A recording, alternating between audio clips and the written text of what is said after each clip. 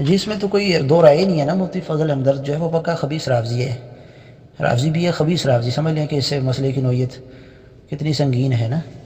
ہر مسئلے میں رافضیوں کو حق پر اہل سنت کو ناحق قرار دینا اور ان کا دفاع کرنا رافضیت کا، اور صحابہ کرام رضوان اللہ اجمعین امہات المؤمنین کی تنقیص اور توہین پر آنکھیں بند کر لینا، تو اس سے بڑھ کر رافضیت کیا ہے؟ بالکل پکا رافضی، اس میں کوئی شک ہی نہیں ہے۔ لیکن یہ لوگ منافق ہیں نا، اہل سنت کا لبادہ اوڑھ کر اہل سنت میں گھسنے کی کوشش کرتے ہیں۔ پہلے ان کا طریقہ واردات اور تھا، یہ کھل کر سامنے آتے تھے، اب ان کو معلوم ہو گیا، اب ہم جوتے مارتی ہے نا، لوگوں کو ان کا کفر واضح ہو گیا، یہ تو تحریف قرآن کے قائل ہیں، یہ تقیہ باز رافضی خبیث۔ اب یہ کیا کرتے ہیں؟ اہل بیت کی محبت کا لبادہ اوڑھ کر اہل سنت میں گھسنے کی کوشش کرتے ہیں، صحابہ کرام رضوان اللہ اجمعین سے محبت کا اظہار کریں گے کہیں کہیں اپنی ویڈیو میں، کہ عوام الناس کو کسی طریقے سے گمراہ کیا جائے نا۔ جیسے یہود و نصارہ جو تھے وہ کہتے تھے کہ صبح کے وقت ایمان لاؤ اور شام کو کفر کر لینا تاکہ تمہارے ساتھ دوسرے لوگ بھی پھر جائیں نا۔ لوگ کہیں اگر اسلام اتنا اچھا تھا تو یہ صبح ایمان لا کر شام کو کافر کیوں ہوئے؟ یہ بھی اسی طریقے سے ہیں، نام اہل سنت کا لیتے ہیں، ہے خبیث رافضی، تاکہ لوگ یہ کہیں کہ اگر یہ دیکھو اہل سنت تعلیم ایسا کہتا ہے۔ آج تک بیچارے جاہل عوام مولانا اسحاق کہہ کے، وہ اسحاق جالوی مردود جو کہتا ہے ختم نبوت جاری ہے اس امت میں نبوت جاری، ختم نبوت کا منکر اسحاق جالوی ڈاکو، ختم نبوت کا مرزا جلمی کا استاد کہتا تھا اس امت میں نبوت جاری ہے، لوگ آج تک اس کو کہہ رہے ہوتے ہیں اہل سنت عالم۔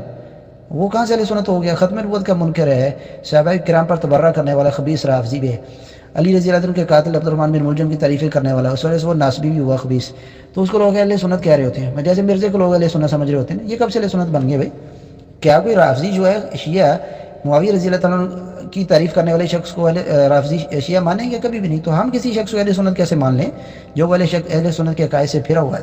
السلام علیکم رحمۃ اللہ وبرکاتہ۔ پیارے بھائی، یہ غیبت میں سے نہیں ہے، آپ کتابوں کا مطالعہ کیا کریں نا۔ محدثین ائمہ نے کہا کہ راویوں کی حدیث کے جو راوی ہیں ان کے بارے میں بھی کہا نا فلاں خبیث رافضی ہے، فلاں جھوٹا ہے۔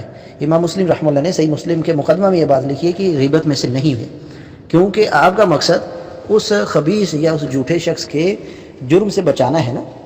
اب ایک شخص جو ہے لوگوں کا مال کھا جاتا ہے، اگر آپ لوگوں کو بچانے کی نیت سے اس کے اس برے فعل سے بچانے کی نیت سے اگر آپ یعنی اس کے برائی کو بیان کرتے ہیں تو یہ غیبت میں سے نہیں ہے، ہرگز غیبت میں سے نہیں ہے، غیبت میں سے ہرگز نہیں ہے، کیونکہ آپ اس کے نقصان سے بچا رہے ہیں لوگوں کو۔ اسی طریقے سے یہ تو ہمارے دین کا مسئلہ ہے، ہمارے عقیدہ اور عمل کا مسئلہ ہے۔ ایک خبیث شخص جو ہے وہ یعنی لوگوں کا عقیدہ برباد کر رہا ہے، لوگوں کا ایمان چھین رہا ہے اور لوگوں کو ارتداد و کفر کی طرف دھکیل رہا ہے، تو اس کا کفر لوگوں کے سامنے واضح کرنا یہ کوئی غیبت میں سے نہیں ہے۔ ابن عربی صوفی مرتد مر گیا تو امام ذابی رحمہ اللہ نے اپنے کتاب میں لکھا کہ اگر اس کی کتابوں میں کفر نہیں ہے تو پھر کفر کچھ ہے ہی نہیں، زندیق بہت کچھ کہا اس کو ابن کثیر رحمہ اللہ نے بھی۔ تو یہ اس کو غیبت کے ساتھ جوڑنا صحیح نہیں، ہرگز صحیح نہیں۔